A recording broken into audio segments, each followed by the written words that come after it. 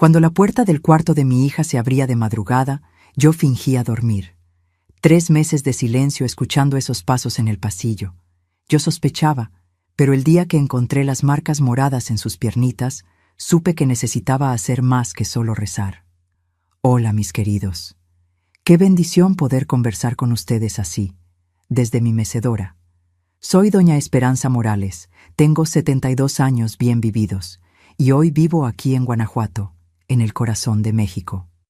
Todos los días después de la comida, cuando el sol está más suavecito, me gusta sentarme en el jardín y observar la naturaleza, bella, limpia y real. Mis hijas me regalaron unas plantitas cuando me mudé a esta casita. Al principio, pensé que no iba a funcionar, porque nunca tuve mucha mano para las plantas. Pero ¿saben cómo es? Uno las cuida todos los días, conversa con ellas y ellas responden creciendo cada vez más bonitas. Es como la vida, ¿no? Uno cuida, uno da cariño, y aun después de las tormentas, las cosas florecen de nuevo. Desde aquí en el porche puedo ver el cielo entero, las nubes pasando despacito y siento una paz. Esa paz que tardé tanto en encontrar. Nadie me dijo que la vejez traería este alivio, este confort de finalmente estar en paz con mis memorias. Antes de continuar mi conversación con ustedes, quisiera pedirles un favorcito. Si están disfrutando de mi compañía, hagan clic en ese botoncito de me gusta y suscríbanse al canal para que podamos continuar esta charla otras veces.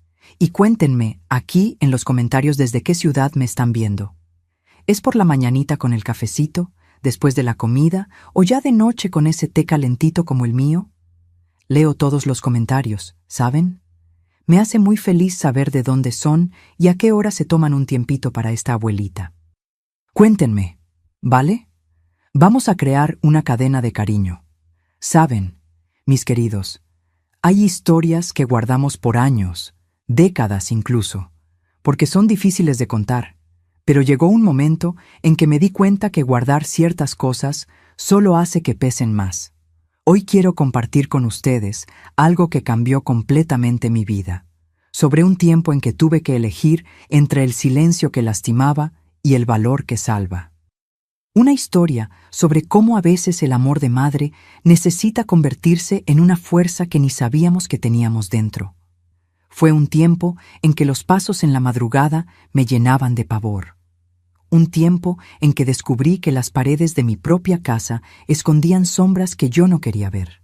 Pero, como dicen aquí en Guanajuato, después de la tormenta más brava, viene la calma. Y así fue como sucedió conmigo y mi pequeña Lupita. Nací en Dolores Hidalgo, un pueblito aquí mismo de Guanajuato, en 1953. En aquel tiempo, todo era más simple, pero también más difícil, ¿saben? Mi padre, Gerardo Morales, trabajaba como carpintero, hacía muebles que eran verdaderas obras de arte. Ya mi madrecita, Teresita, cuidaba de la casa y vendía bordados para complementar el ingreso. Fue con ella que aprendí a tener mano firme con aguja e hilo. Éramos una familia de 6 hermanos. Yo era la más pequeña de las niñas. Mis 2 hermanos mayores, Juventino y Osvaldo, ya eran casi hombres cuando yo todavía jugaba con muñecas. Crecieron fuertes como nuestro padre, trabajando desde temprano en la carpintería, aprendiendo el oficio. Después vino mi hermana Iracema, que siempre fue la más estudiosa, y Sidra, que tenía una voz linda y cantaba en el coro de la iglesia. Yo, la más pequeña de las niñas, crecí oyendo a todos decir que era igualita a mi madre, tanto en el modo quieto como en la habilidad con los puntos de costura. Nuestra casa era pequeña, pero acogedora, hecha por mi propio padre. Estaba al final de una calle de tierra, cerca de un arroyito, donde lavábamos ropa y jugábamos en los días calurosos. Tenía 3 cuartos apretaditos, uno para los muchachos, uno para las muchachas y uno para los padres. En la cocina, el corazón de la casa, había una estufa de leña que dejaba todo calientito en los inviernos rigurosos de Dolores Hidalgo. El olor a pan casero y a tamales de elote que mi madre hacía todavía vive en mi memoria. Era un tiempo de pies descalzos corriendo en el pasto, de subir a los árboles para coger frutas, de jugar a la ronda con las vecinas hasta que el sol se ponía. No teníamos mucho, pero nunca faltó lo principal: amor y respeto dentro de casa. Desde chiquita, a los 5 años, ya me sentaba al lado de mi madre para aprender los primeros puntos. Mientras las otras niñas corrían, a mí me gustaba quedarme observando cómo ella bordaba, fascinada con las flores y pájaros que nacían de esas manos mágicas. «Esperancita tiene manos de hada», decía mi tía Victoria cuando veía mis primeros trabajos. Con 8 años ya hacía pequeños bordados que mi madre vendía junto con los suyos. La escuela quedaba a casi media hora caminando. Íbamos todos juntos, los hermanos mayores cuidando de los menores. Recuerdo mi cuadernito de caligrafía, las clases de tablas que me costaban trabajo y la maestra Durbalina, que tenía un modo severo pero justo. Estudié solo hasta 4º de primaria. En aquella época, niña de familia humilde, aprendía lo básico y después se quedaba en casa ayudando a la madre y preparándose para el matrimonio. Los domingos, toda la familia iba a la iglesia, las mujeres de un lado, los hombres del otro, y después la comida en casa de la tía Victoria, que reunía a todos los primos, tíos y tías. Era un día de fiesta, con derecho a tamales, esos sabrosos platillos de masa de maíz que son parte de nuestra tradición. Después, los hombres jugaban a las cartas y las mujeres hacían rueda de conversación, intercambiando recetas y contando cuentos. Fue en una de esas tardes de domingo, cuando yo tenía 12 años, que conocí a la familia de Emilio. Ellos se habían mudado del interior de Michoacán para Dolores Hidalgo. El padre de él, don Eustaquio, era amigo distante de mi padre y vino a trabajar con madera también. Emilio tenía 17 años y ya ayudaba a su padre. Recuerdo cómo me miraba y yo toda avergonzada, escondiendo la cara en el delantal de mi madre. En aquella época no sabía que aquel muchacho tímido, de ojos castaños y manos callosas, cambiaría mi destino para siempre. Ni sospechaba que años después él sería el padre de mi Lupita. Pero antes de eso, mucha agua corrió bajo el puente. La vida en Dolores Hidalgo seguía su propio ritmo, marcado por las estaciones, por las cosechas, por las fiestas religiosas. La fiesta de San Juan era la más esperada del año. La plaza central se llenaba de puestecitos, había baile, fogata y mucha comida buena. Fue en una de esas fiestas, cuando yo estaba con 13 años, que sentí la primera señal de que estaba dejando de ser niña. Mi madre se dio cuenta antes que yo. Cuando vio una manchita de sangre en mi enagua, me llevó a casa rápidamente, me explicó sobre la menstruación, como le llamaban antiguamente, y me dio un paño que debería usar cada mes a partir de entonces. «Ahora eres señorita Esperanza. Tienes que tener más cuidado con los muchachos», me dijo con esa mirada preocupada. Y así fue, entre bordados, rezos y responsabilidades, que crecí, dejando poco a poco la infancia atrás y entrando en aquella fase que cambiaría todo. El tiempo pasó, y cuando cumplí 17 años, Emilio ya tenía 22 y trabajaba firme en la carpintería con su padre. Nos encontrábamos en las misas de domingo, en las kermeses, y de vez en cuando él aparecía por mi casa, siempre con la excusa de hablar con mis hermanos. Pero yo sabía, y todos sabían, que venía a verme a mí. Nuestro noviazgo empezó así, bajo los ojos atentos de la familia.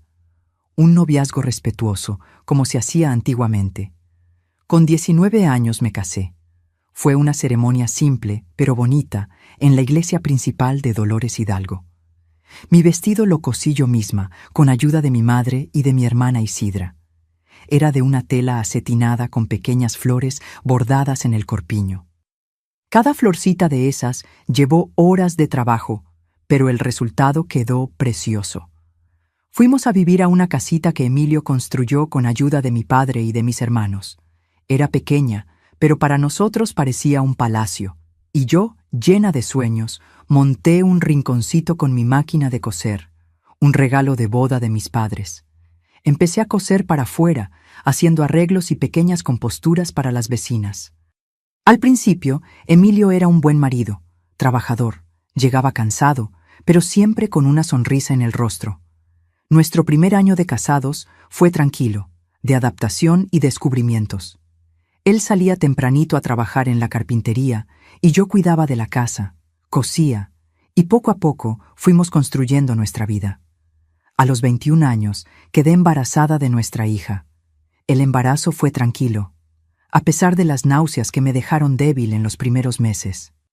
Emilio se puso todo bobo cuando le conté, ya planeando hacer él mismo la cunita del bebé. Nuestra hija nació en una mañana de invierno de 1974, rosadita y con una cabellera negra que era la cara del padre. «Se va a llamar Guadalupe como mi abuela», dijo Emilio, y yo estuve de acuerdo. Era un nombre bonito, delicado, como ella. Los problemas comenzaron cuando Lupita tenía unos 2 años. La carpintería de don Eustaquio no iba bien. Había competencia de una fábrica más grande que abrió en Guanajuato. Emilio empezó a estar preocupado, tenso. A veces volvía a casa oliendo a mezcal. No era todos los días, pero fui notando que se volvía más frecuente. En esas noches, yo acostaba a Lupita temprano y me quedaba en la cocina cosiendo y rezando para que él llegara de buen humor. Cuando Lupita cumplió 3 años, la carpintería cerró definitivamente. Don Eustaquio, ya viejito, decidió volver a Michoacán para vivir con otro hijo, pero nosotros nos quedamos en Dolores Hidalgo. Emilio consiguió trabajo en un aserradero, ganando menos y trabajando más. Y ahí comenzó su transformación. El hombre gentil que conocí fue desapareciendo, dando lugar a alguien amargado. Se quejaba de todo, de la comida, de la casa, de mis costuras, del llanto de Lupita. Cualquier cosita era motivo para explotar. Al principio eran solo gritos. Yo mandaba a Lupita al cuarto y aguantaba callada, esperando que la tempestad pasara. La primera vez que me pegó fue después de una fiesta de cumpleaños del hijo de la vecina. Volvimos a casa y él se quejó de que yo le había dado mucha confianza a Aristeo, un conocido nuestro. «Te estabas ofreciendo para él», gritó completamente fuera de sí. Traté de explicar que estábamos apenas conversando sobre un trabajo de costura que la esposa de él quería encargarme, pero Emilio no quería oír. La bofetada vino de la nada, fuerte, haciéndome tambalearse. Me quedé en shock, con la mano en la cara, sin creer. Él nunca había levantado la mano contra mí. Aquella noche, lloré escondida en el baño para que Lupita no me oyera. Al día siguiente, Emilio amaneció arrepentido, pidió perdón, juró que nunca más sucedería. Y yo creí, quise creer. Fue el mezcal, pensé. Pero no fue solo aquella vez. Los estallidos de rabia se fueron haciendo más frecuentes. Bastaba que Lupita tirara un vaso o que yo me demorara un poco más en el mercado para que él transformara todo en un drama. Nuestra casa, antes tan alegre, se fue poniendo pesada, como si las paredes guardaran el eco de las peleas. Cuando Lupita cumplió 5 años, Emilio perdió el empleo en el aserradero. Estuvo casi 3 meses desempleado, bebiendo cada vez más. Mi costura se volvió el sustento de la casa. Trabajaba día y noche en la máquina, tomando pedidos de ropa, arreglos, cortinas, lo que apareciera. Yo tenía una clientela fiel, gracias a Dios, pero el dinero era escaso. Fue en ese período que mi hermano Juventino, que se había mudado a Guanajuato años antes, sugirió que nos mudáramos para allá. «También hay trabajo en la fábrica de papel, Esperanza. Trae a Emilio. Ustedes pueden quedarse en mi casa hasta que se acomoden». Emilio se resistió al principio. Orgullo de hombre, no quería depender del cuñado. Pero cuando el dueño de la tienda se negó a fiarme más, él cedió. Hicimos las maletas, vendimos lo poco que teníamos y partimos para Guanajuato. En los primeros meses en Guanajuato nos quedamos en casa de mi hermano Juventino y mi cuñada Hortensia. Ellos nos recibieron con los brazos abiertos, especialmente a Lupita, que se volvió la alegría de la casa. Emilio consiguió el empleo en la fábrica de papel y yo seguí cosiendo, ahora para una clientela nueva que Hortensia me presentó. Poco a poco juntamos un dinerito y alquilamos una casita simple, pero nuestra. Era 1979. Lupita acababa de cumplir 5 años y había empezado a ir a la escuelita. Todo parecía que iba a mejorar. Emilio estaba más calmado con un empleo nuevo. bebía menos e incluso jugaba con Lupita de vez en cuando. Llegué a pensar que habíamos dado vuelta a la página, que los días malos se habían quedado en Dolores Hidalgo. Mi otro hermano, Osvaldo, también acabó viniendo a Guanajuato el año siguiente. Con la salud de nuestro padre empeorando, quiso estar más cerca de nosotros. Osvaldo siempre fue el más callado, pero el más observador también. Desde el principio, noté que miraba a Emilio con desconfianza, como si viera algo que yo trataba de esconder. «Ese marido tuyo no me da buena espina, Esperanza», me dijo una vez cuando estábamos solos. «Si te hace cualquier cosa a ti o a la niña, me dices». Me quedé incómoda, cambié de tema. Dije que Emilio había cambiado, que estaba todo bien ahora, pero en el fondo aquellas palabras me dieron consuelo.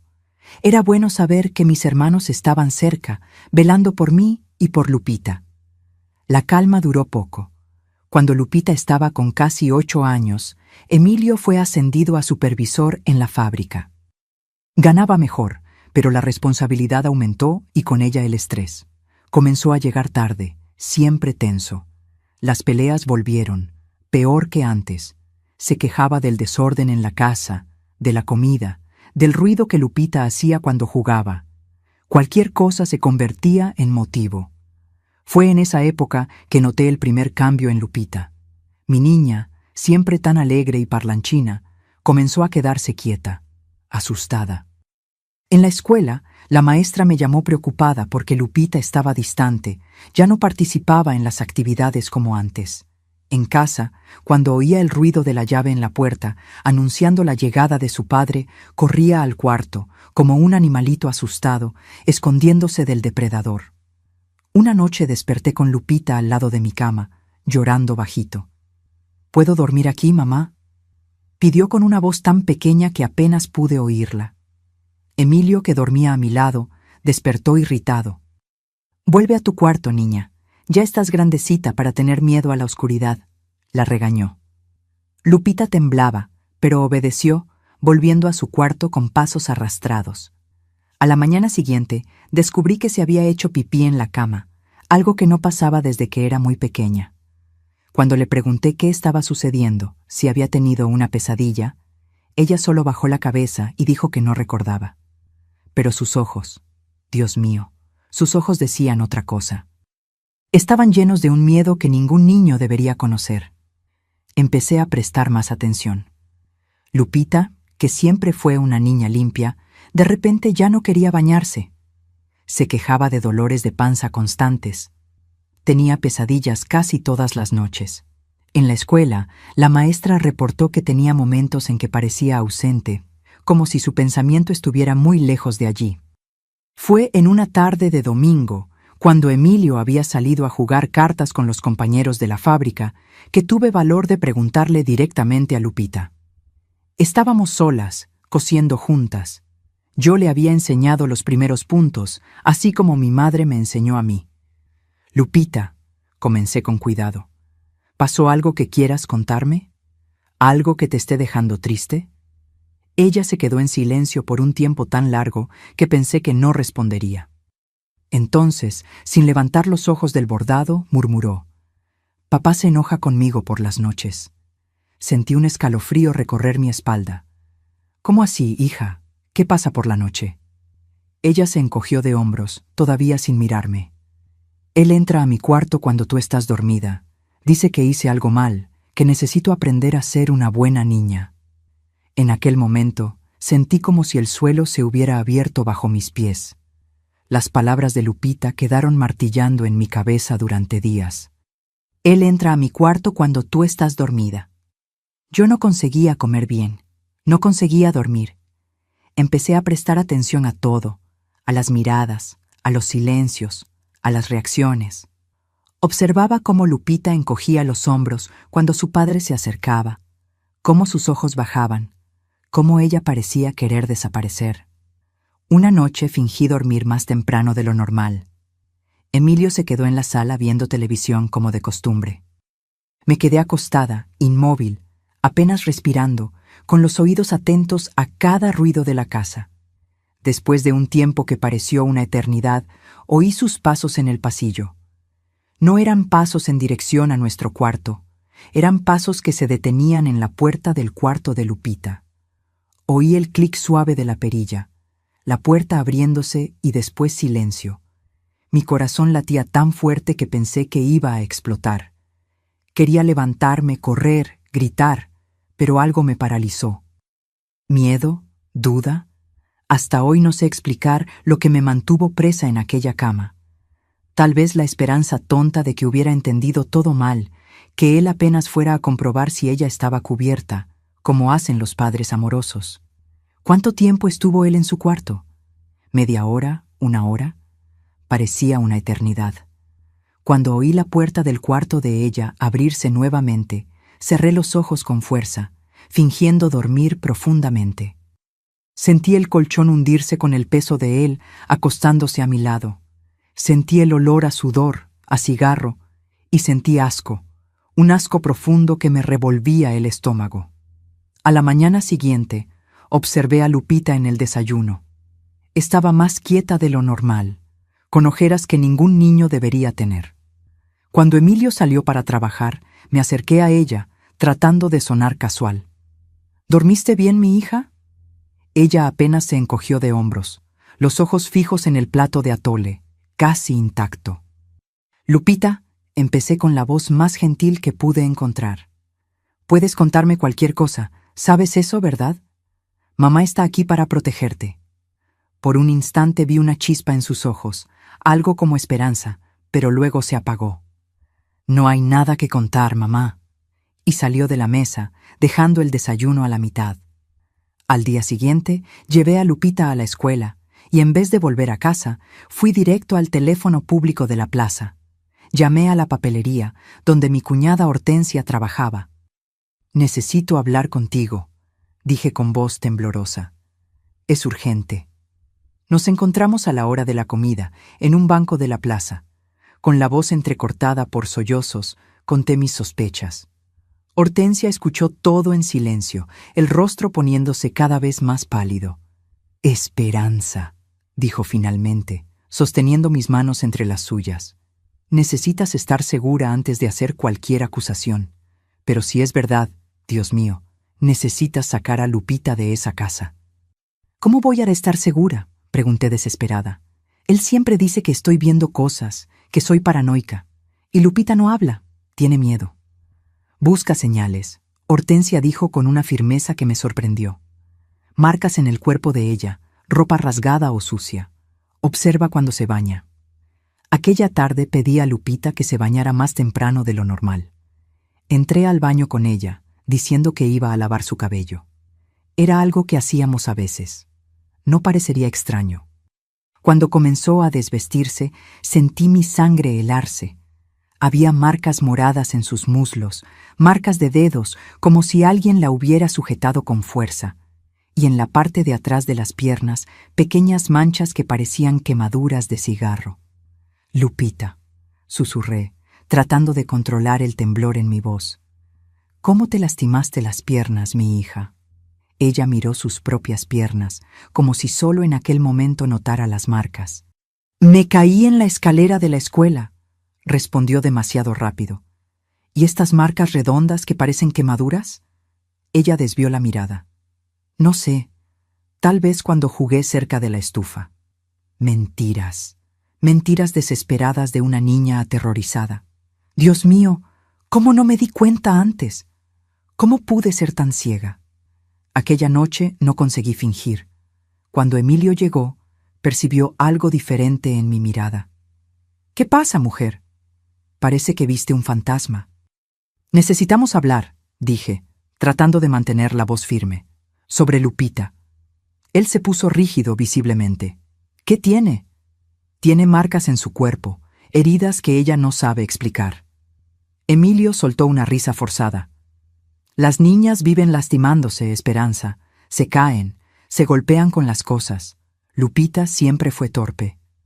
«Tiene marcas de cigarro en las piernas», insistí, mi voz subiendo una octava, «y moretones en los muslos». Su rostro cambió. La máscara de normalidad cayó por un instante, revelando algo oscuro, amenazador. «¿Me estás acusando de algo?» Perdí el valor. El miedo que vi en los ojos de mi hija ahora estaba en mí. No, solo estoy preocupada. Él se acercó, agarrando mi brazo con fuerza. Estás inventando cosas, Esperanza. Siempre fuiste así, paranoica, viendo problemas donde no existen. La niña se cayó en la escuela. Ya te dije, ahora basta de este asunto. Aquella noche fue un tormento. Acostada a su lado, sentía olas de asco y miedo atravesándome. Recé, pidiendo a Dios fuerza y orientación, y una idea comenzó a formarse en mi mente. Al día siguiente, con la excusa de que necesitaba materiales para un pedido especial de costura, fui hasta el centro de la ciudad.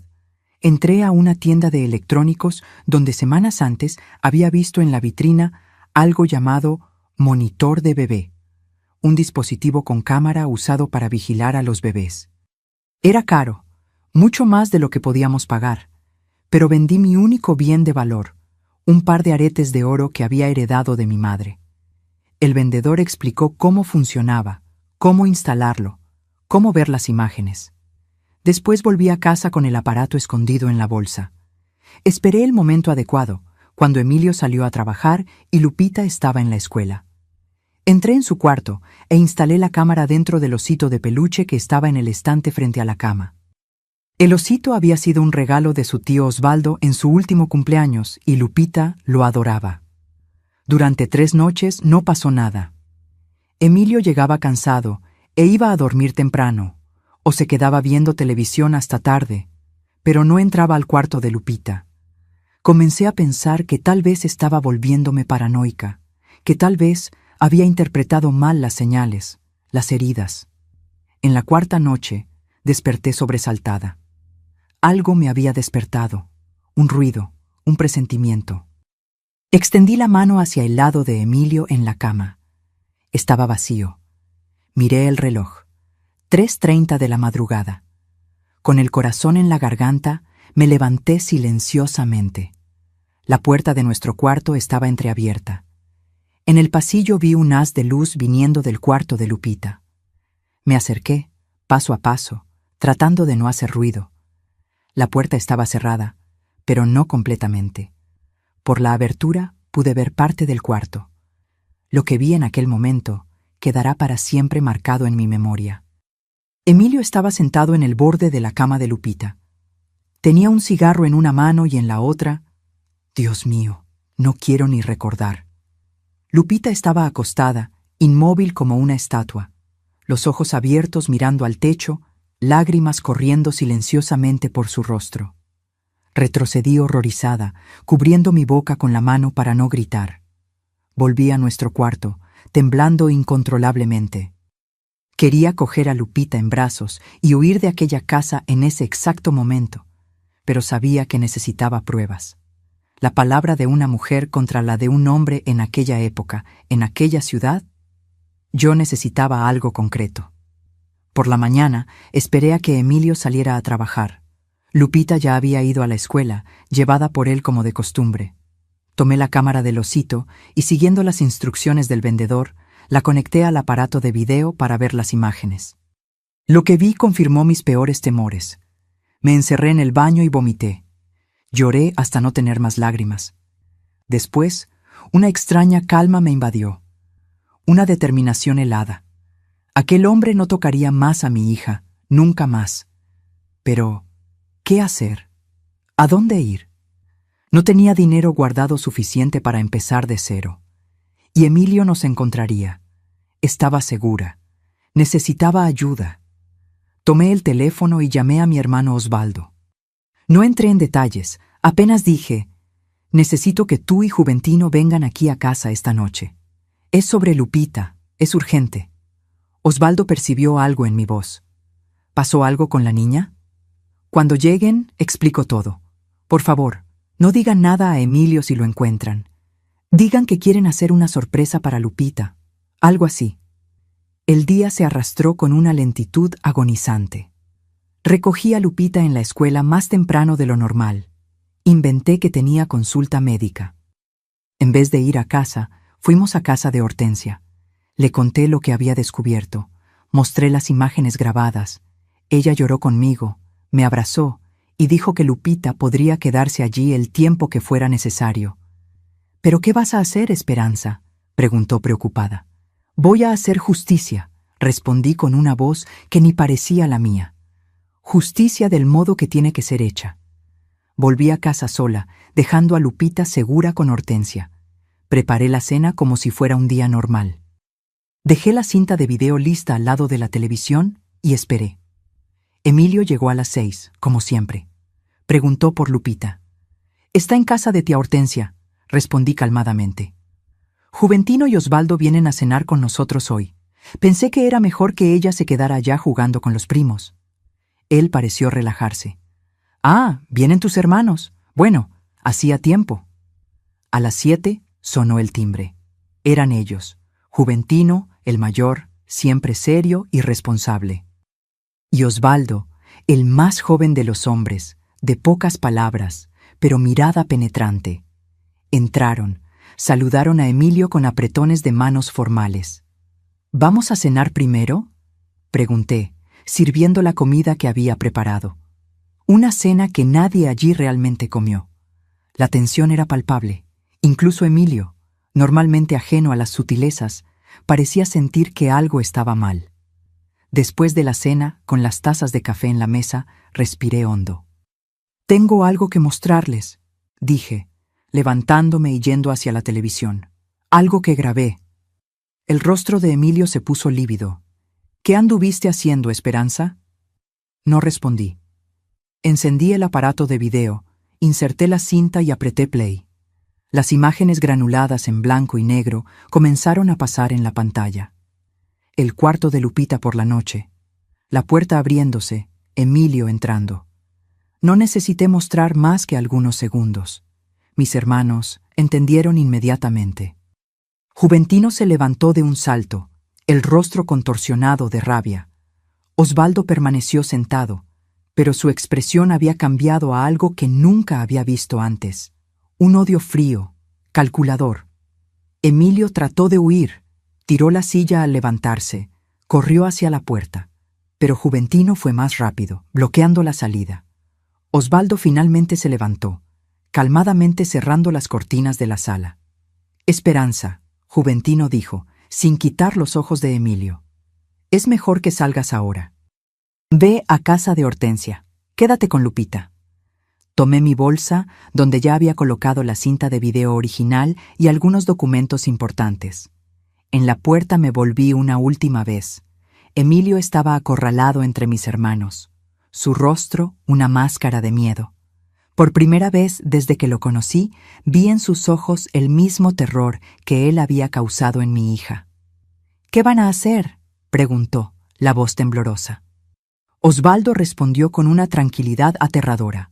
«Vamos a enseñarte lo que les pasa a los hombres que lastiman a los niños». Cerré la puerta tras de mí, sabiendo que lo que sucedería en aquella sala no era algo que yo quisiera presenciar. En la calle, el aire frío de la noche me golpeó como una bofetada. Respiré profundo, sintiendo una mezcla de horror, alivio y una extraña sensación de liberación. Caminé hasta la casa de Hortensia, donde Lupita dormía, finalmente segura. Aquella fue la primera noche en mucho tiempo en que también conseguí dormir sin miedo. En casa de Hortensia, sentada al lado de la cama donde Lupita dormía, yo me preguntaba qué estaría pasando en mi casa en aquel momento. Una parte de mí quería que mis hermanos hicieran sufrir a Emilio cada dolor que él había causado a mi hija. Otra parte temía las consecuencias. ¿Y si ellos iban demasiado lejos? ¿Y si la policía se involucraba? Lupita se movió en sueños, el rostrito fruncido, como si estuviera teniendo una pesadilla. Pasé la mano por sus cabellos suavemente para no despertarla. «Todo está bien ahora», susurré. «Mamá está aquí. Nadie va a lastimarte de nuevo». Hortensia entró al cuarto con una taza de té. «Necesitas tratar de descansar un poco», dijo entregándome la bebida caliente. «Mañana tendrás muchas decisiones que tomar». Apenas había tomado 2 sorbos del té cuando oímos golpes en la puerta. Mi corazón se disparó. ¿Sería la policía o Emilio que de alguna forma había escapado de mis hermanos? Hortensia fue a atender. Oí voces masculinas apagadas, después pasos acercándose al cuarto. Eran Juventino y Osvaldo. Sus rostros estaban sombríos, tensos, la ropa arrugada. Los nudillos de Juventino estaban rojos e hinchados. «Está hecho», Juventino dijo simplemente, sentándose pesadamente en la silla del rincón. «¿Qué ustedes?» Comencé, pero Osvaldo me interrumpió. «Mejor que no sepas detalles, Esperanza. Solo puedo decir que él ya no va a poner un dedo encima de Lupita, ni de ti». Un silencio pesado cayó sobre nosotros. Nadie preguntó si Emilio estaba vivo. Nadie quiso saber. ¿Y ahora?, pregunté finalmente. «¿Qué hacemos?». Juventino suspiró, pasando la mano por su rostro cansado. «Mañana bien temprano, vamos a buscar tus cosas a la casa, lo mínimo necesario. Tú y Lupita pueden quedarse aquí con nosotros el tiempo que sea necesario». ¿Y él? Osvaldo y Juventino intercambiaron miradas. Fue Osvaldo quien respondió. «Él se va de Guanajuato. Le dimos esa opción, desaparecer y nunca más volver, o enfrentar no solo la justicia, sino toda la ciudad cuando sepan lo que hizo». No pregunté nada más. Aquella noche, acostada en el colchón improvisado, al lado de la cama de Lupita, lloré silenciosamente. No por Emilio. Ese no merecía ni una lágrima. Lloré por el tiempo perdido, por las señales que ignoré, por el sufrimiento de mi hija que no pude evitar. A la mañana siguiente, como prometido, mis hermanos me llevaron de vuelta a la casa para recoger nuestras cosas. No había señal de Emilio, pero la sala aún guardaba evidencias de la noche anterior. Una silla rota, manchas en la alfombra que preferí no examinar de cerca. Cogí ropa, documentos, algunas fotos, ninguna con Emilio, los juguetes favoritos de Lupita y mi máquina de coser. Mi sustento. Cuando estábamos saliendo, noté el osito en el estante del cuarto de Lupita. Aquel mismo osito que había albergado la cámara, el testigo silencioso de los horrores. Dudé en tomarlo, pensando que tal vez trajera malos recuerdos a Lupita, pero decidí llevarlo de todos modos. Aquel osito no tenía culpa de nada y, de cierta forma, había sido nuestro salvador. Los días siguientes fueron un borrón de emociones confusas. Lupita parecía aliviada por no ver a su padre, pero aún estaba asustada, retraída. La llevé a un médico que confirmó lo que yo ya sabía y no quería aceptar. Los abusos habían sido sistemáticos y duraban meses. Él recomendó que Lupita conversara con un psicólogo, pero en aquella época, en una ciudad como Guanajuato, esos recursos eran escasos. Una semana después, recibí una citación para comparecer en la delegación. Alguien en la vecindad había oído el alboroto aquella noche y llamado a la policía. Nada había sido registrado en el momento, pero las sospechas surgieron cuando Emilio no apareció más en la fábrica. Sentada frente al comandante, un hombre de mediana edad con ojeras profundas y una expresión que oscilaba entre el tedio y la irritación, sentí miedo. ¿Y si no me creía? ¿Y si culpaba a mis hermanos? ¿Y si me quitaba a Lupita? Señora Esperanza, comenzó hojeando un bloc de notas. Su marido está desaparecido hace una semana. Los colegas de él de la fábrica dijeron que no apareció para trabajar. No avisó nada. La última vez que fue visto fue entrando en su casa la noche del miércoles pasado. ¿La señora sabe dónde está? Respiré hondo. No sé, comandante. Él se fue, así, sin más ni menos. Dudé. No quería mentir, pero tampoco podía contar toda la verdad. Tuvimos una pelea sobre nuestra hija. El comandante levantó los ojos del bloc, súbitamente más atento. ¿Qué tipo de pelea? Fue en ese momento que tomé la decisión más difícil y más valiente de mi vida. Abrí la bolsa y saqué la cinta de video que había guardado. La prueba, esto, dije colocando la cinta sobre la mesa. Va a explicar todo. El comandante miró la cinta, después a mí, con una ceja levantada. ¿Qué hay ahí?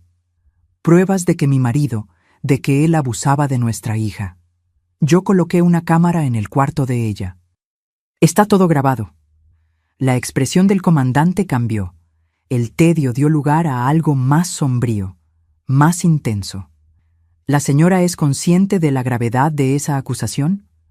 Sí, por eso traje pruebas. Él tomó la cinta, la giró en las manos, pensativo. Entonces llamó a otro policía y pidió que trajera un aparato de video. Preguntó si yo quería salir de la sala mientras ellos veían. Decidí quedarme. Ya había visto suficiente de aquellas imágenes para saber lo que ellos verían. 20 minutos después, el comandante apagó el aparato, el rostro pálido. El otro policía salió de la sala sin decir palabra, visiblemente perturbado. Un silencio pesado se instaló entre nosotros. Señora Esperanza, el comandante finalmente habló, la voz más suave que antes. ¿Dónde está su hija ahora? Con mi cuñada, está segura. Él se quedó pensativo. ¿Y sus hermanos, ellos saben de todo esto? Sentí un frío en la espalda. Sí, ellos. Ellos me ayudaron a confrontar a mi marido cuando lo descubrí. ¿Y qué pasó en esa confrontación? Era el momento de la verdad. Mis hermanos le dijeron que si no desaparecía de la ciudad, llevarían esa cinta a la policía y harían que todo el mundo supiera lo que hizo. Él eligió irse. El comandante me miró por un largo tiempo, como si tratara de leer la verdad en mis ojos. Yo sostuve la mirada, rezando silenciosamente. Finalmente, él suspiró. Entiendo. Tomó la cinta y la colocó en un cajón de la mesa. Voy a abrir un proceso contra su marido por abuso de menor. Voy a emitir una orden de búsqueda y captura.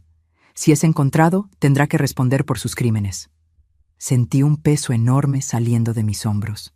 Gracias, comandante. Él levantó la mano, interrumpiendo mi agradecimiento. No me agradezca todavía.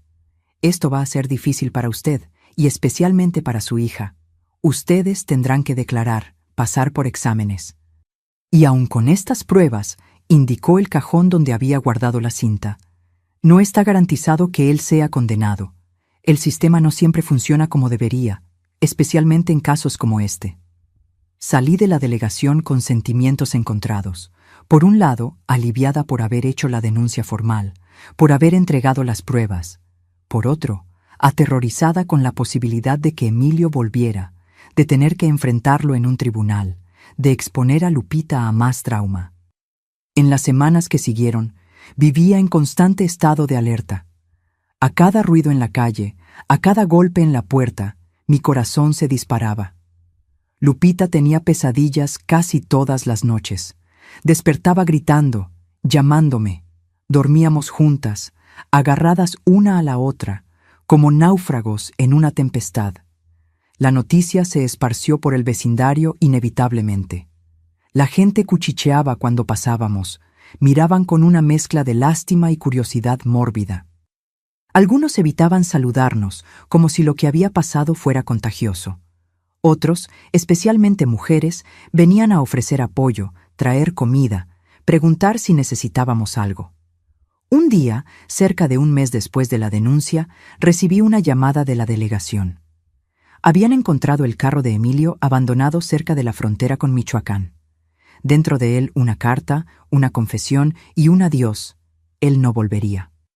El comandante me dijo que continuarían buscando, que la confesión era prácticamente una admisión de culpa, pero que sin él, presente el caso quedaría técnicamente abierto. Pero la señora puede quedarse tranquila, añadió. Por el tono de la carta, él no pretende volver. Aquella noche tuve un sueño extraño. Estaba en un campo abierto, sosteniendo a Lupita por la mano. A nuestro alrededor, flores crecían, no flores comunes, sino flores hechas de tela colorida, como las que yo bordaba.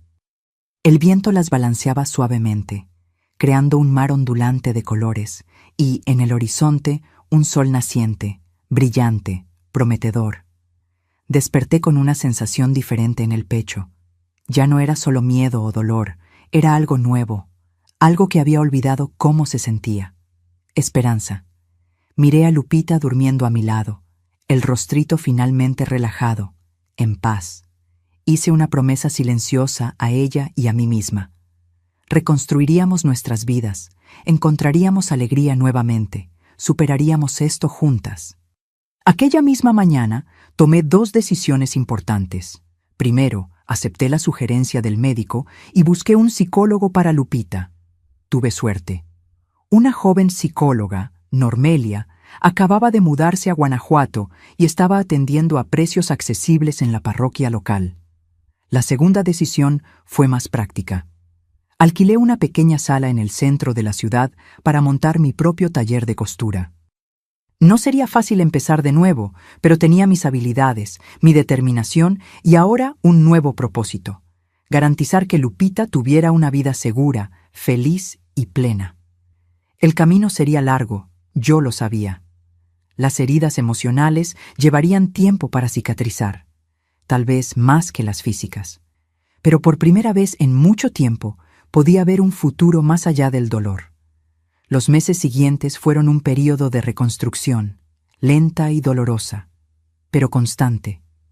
Empezar de cero nunca es fácil, más aún cargando cicatrices tan profundas. Pero yo estaba determinada a crear una vida nueva para mí y para Lupita, una vida sin miedo.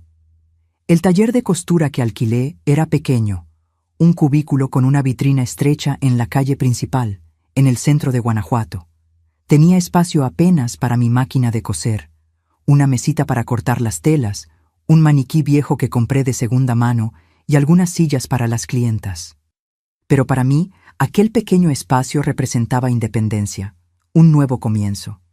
Al principio, los pedidos eran pocos. Yo no tenía mucho dinero para invertir en telas o materiales, así que trabajaba principalmente con arreglos y ajustes. Hortensia me ayudó mucho, divulgando mi trabajo entre sus amigas.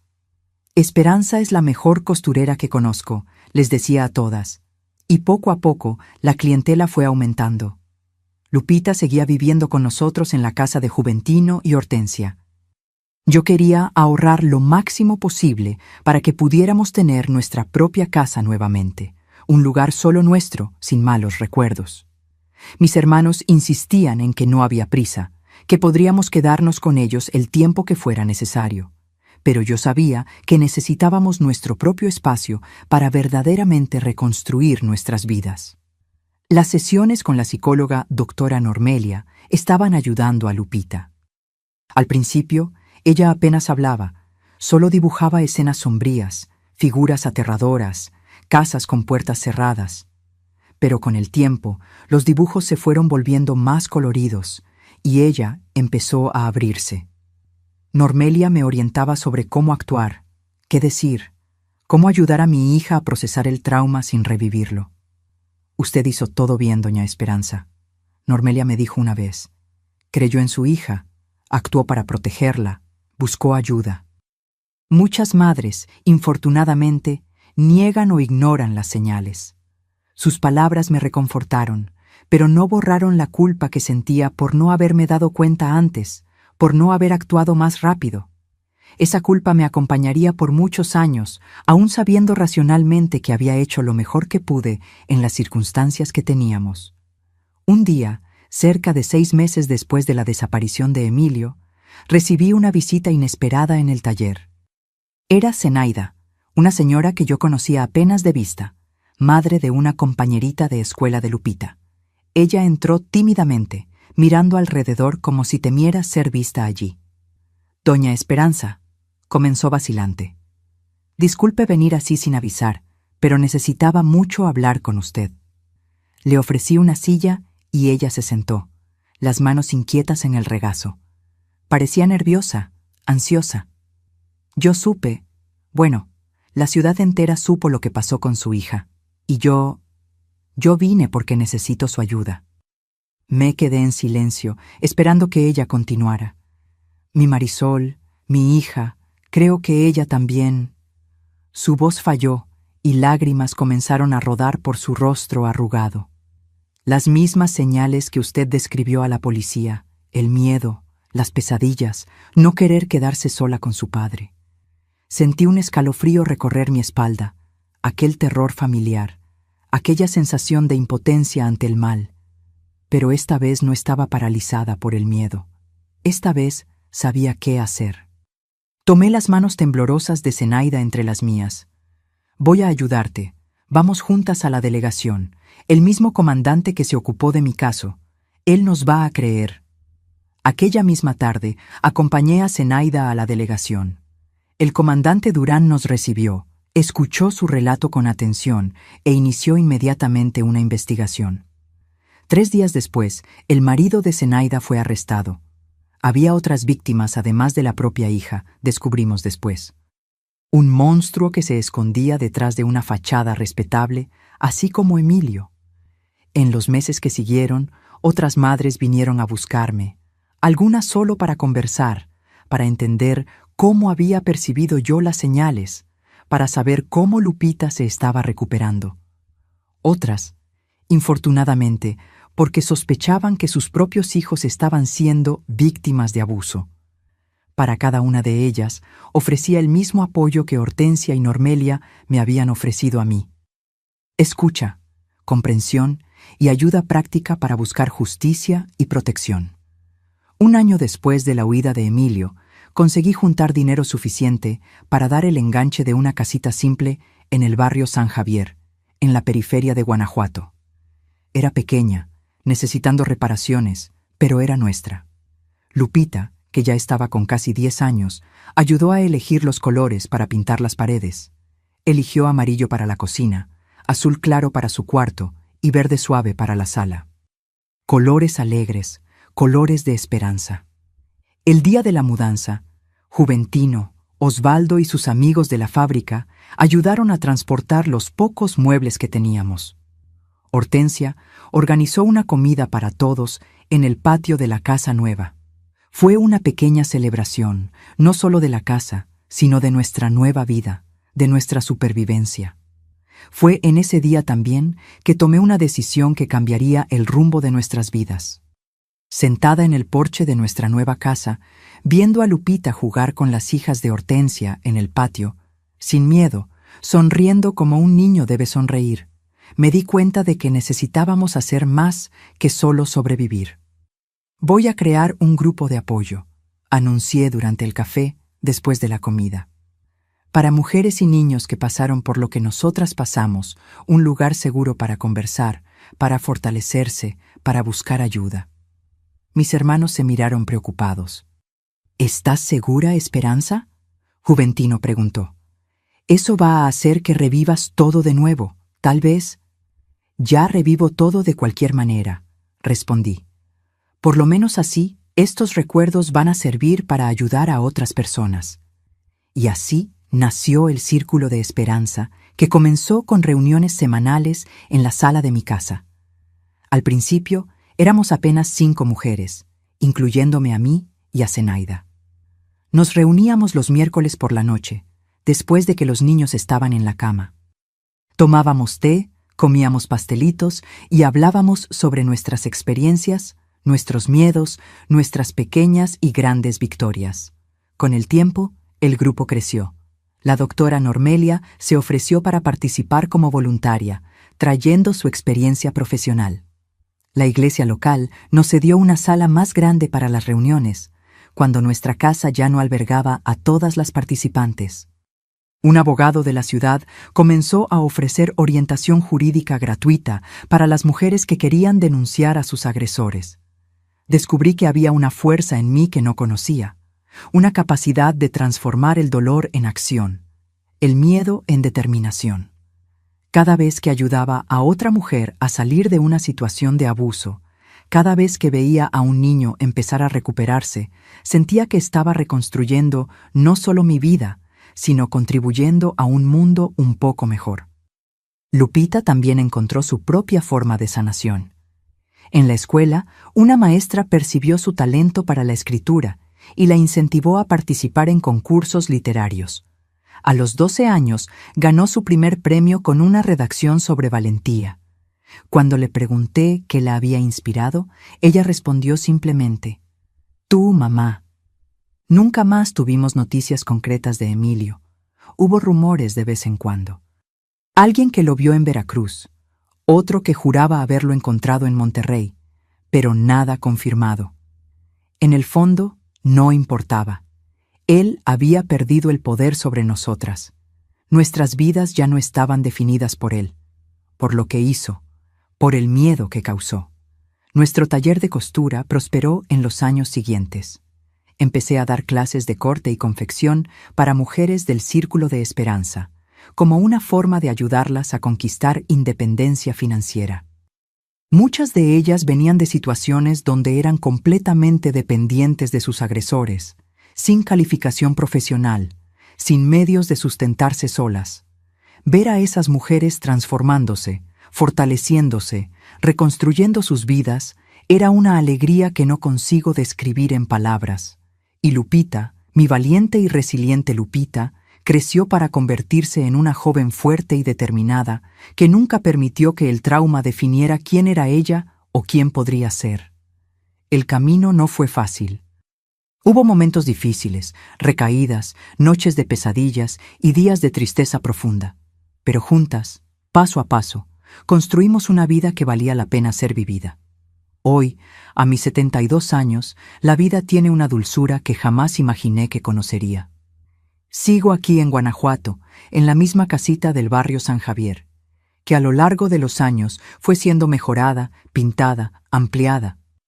El jardín de atrás, que antes era apenas tierra batida, ahora está lleno de flores coloridas, hierbas aromáticas e incluso algunas hortalizas que cultivo con cariño. Mis vecinos siempre pasan a recoger un poco de hierbabuena para el té o un poco de romero para sazonar la carne. Mi taller de costura, que comenzó tan pequeño, creció y se transformó. Hoy funciona en la parte delantera de la casa, donde construí una extensión con la ayuda de mis sobrinos. Ya no trabajo tantas horas como antes. La edad cobra su precio en la vista y en las articulaciones, pero todavía hago algunos trabajos especiales para clientas antiguas que no aceptan otra costurera. La mayor parte del tiempo en el taller ahora está dedicada a enseñar. 2 veces por semana doy clases de costura para mujeres enviadas por el Centro de Referencia de la Mujer, que funciona en colaboración con nuestro Círculo de Esperanza. Ver a esas mujeres, muchas de ellas saliendo de situaciones de violencia, encontrando independencia financiera y recuperando la autoestima a través del trabajo manual, me llena de una alegría indescriptible. El Círculo de Esperanza, que comenzó en aquella salita de mi casa hace tantos años, hoy es una organización reconocida en la ciudad. Tenemos una sede propia, voluntarios, alianzas con el ayuntamiento y con ONGs nacionales. Me aseguro de participar en todas las reuniones, aunque ahora mi papel sea más de mentora que de coordinadora. Las mujeres más jóvenes asumieron el liderazgo, trayendo nuevas ideas, nuevos enfoques, manteniendo el trabajo vivo y relevante. Lupita, mi querida hija, hoy es una mujer de 51 años. Se graduó en psicología, inspirada por la doctora Normelia, que tanto nos ayudó, y trabaja atendiendo a niños y adolescentes víctimas de violencia. Ella tiene un modo especial con los pequeños. Consigue hacer que se sientan seguros, comprendidos, respetados. Creo que su propia experiencia, aunque dolorosa, le dio ese don de conectar con el sufrimiento ajeno sin dejarse abatir por él. Ella se casó con un profesor de matemáticas, Alberto, un hombre gentil y paciente que conoció en la facultad. Tengo 2 nietos maravillosos, Isadora, de 25 años, que siguió los pasos de su madre y también se está graduando en psicología, y Tulio, de 22, que estudia ingeniería civil en Ciudad de México. Él viene a visitarme en las vacaciones y siempre insiste en pasar al menos un día entero conmigo en el taller, ayudándome a organizar las telas, escuchando mis historias de antaño. Mis hermanos, Juventino y Osvaldo, ya ancianos como yo, siguen cerca. Juventino perdió a Hortensia por un cáncer hace 5 años, una pérdida que nos sacudió profundamente. Ella fue una guerrera hasta el final y su ausencia todavía se siente en cada reunión familiar, en cada fecha especial.